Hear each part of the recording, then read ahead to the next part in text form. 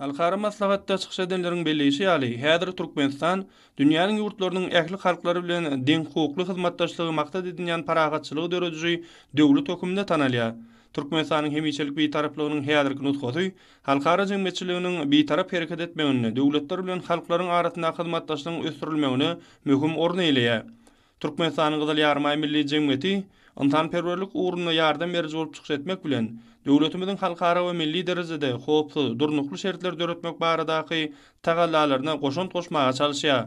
Hormatly prezidentimiziň kabul edýän çözgütleri watanymyzyň rowajlanmagyna, halkymyzyň eşretli durmuşynyň üpçün edilmegine önükdirilýär. Bu ýurdumyzyň durmuşynyň ähli uğurlaryny öýt beýan tapýar. Çıkışlarda döwletimiziň hemde Gyzyl Haç we Gyzyl Ýarmy halkara hereketiniň ötüşiň täze maksatlarynyň hemde wedipeleriniň aýratynlyklaryny göz tutmak bilen hereket edýändigine üns çekildi. Maslahatda Gyzyl Haç halkara federasiýasynyň, UNICEF-iň, bankyň wekilleriniň we beýlekleriniň bu urda halkara tejribeler, adatdan daşary ýagdaýlara taýýarlyk görmek üçin gollaw bermekde hyzmatdaşlyk maksady, betbagtçylyk töwekkülçiligini adatmak, adatdan daşary ýagdaýlar ýüze çykan halatynda maliýe gollawunyň mümkinçiliklerini giňeltmek ýaly meseleler hemde beýleki degişli uğurlar boýunça çykyşlaryna giň orun berildi.